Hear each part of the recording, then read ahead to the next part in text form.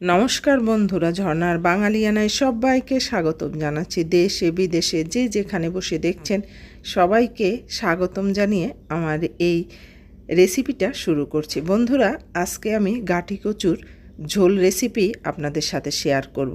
তার জন্য আমি গাঁটিগুলোকে ছুলে নিয়েছি। ছুলে ভালো করে লবণ দিয়ে ধুয়ে পরিষ্কার করে তারপর নিয়েছি। এবার একে ভেজে নেব।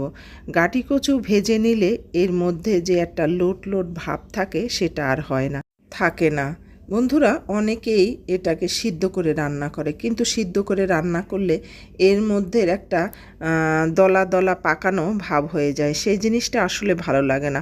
এই কচুগুলো যদি আপনি পাতলা পাতলা করে রান্না করতে চান তাহলে অবশ্যই এটাকে ছুলে রান্না করতে হবে। সিদ্ধ করে রান্না করলে কিন্তু এটার ঝোল ঘন হয়ে যাবে। দেখেন বন্ধুরা, আমি সামান্য একটু লবণ আর হলুদ দিয়ে এটাকে ভাজবো। ততক্ষণ পর্যন্ত ভাজবো যতক্ষণ না পর্যন্ত এর মধ্যে এই লোট লোট ভাবটা না চলে যায়। বন্ধুরা, যে যেখানে বসে দেখছেন সবাইকে বলবো, ভালো লাগলে লাইক, শেয়ার, সাবস্ক্রাইব করতে ভুলবেন না। অবশ্যই আপনার মতামত কমেন্ট বক্সে লিখে যাবেন। আপনার যদি কিছু জানার থাকে অথবা আরও কিছু করলে ভালো হতো এমন কিছু মনে হয় তাহলে সেটা অবশ্যই লিখে দিয়ে যাবেন। এবার আমি চিংড়ি মাছটাকে সামান্য হলুদ আর লবণ দিয়ে একটু ভেজে নেব। আর বেশি ভাজার দরকার নেই, সামান্য ভেজে নিলেই হয়ে যাবে। এবার এর মধ্যে আমি যে যে মশলা দিয়ে এই তরকারিটা রান্না করব সব একে একে দিয়ে দেব। দিয়ে দিলাম হলুদের গুঁড়া।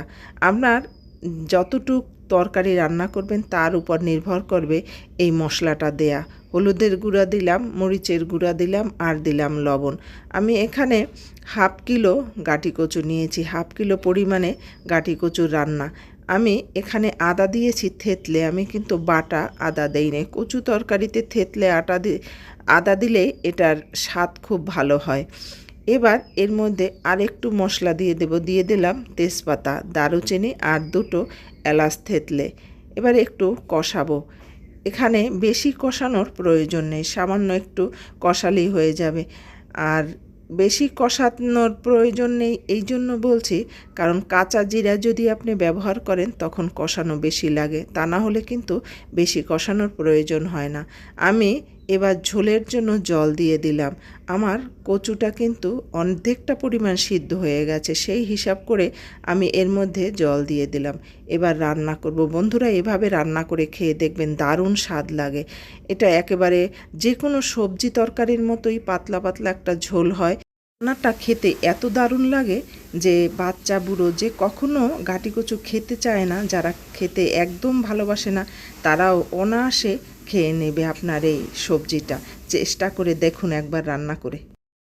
এই বর্ষার দিন আসলে কচু খুব পাওয়া যায় বাজারে, আর আপনি যা যা দিয়ে খুশি রান্না করে খেতে পারেন। এটা মাছ দিয়ে বলেন আর চিংড়ি মাছ, মাংস যা দিয়েই বলেন না কেন, এটা সব কিছু দিয়েই এভাবে রান্না করে খাওয়া যায়। আর এই গাঁটি কচু মাছের মধ্যে দিয়ে খেলে কিন্তু বেশ লাগে, খুব দারুণ লাগে খেতে, ভালোই লাগে। আপনারা একবার হলেও ট্রাই করে দেখবেন এভাবে রান্না করে। আমার এই সবজিটা প্রায় হয়ে গেছে। এবার এর মধ্যে আমি ফোড়ন দেব। ফোড়ন দেওয়ার জন্য আমি জিরে দেব। আমার এই রান্নাটা শেষ হতে আর বেশি সময় লাগবে না।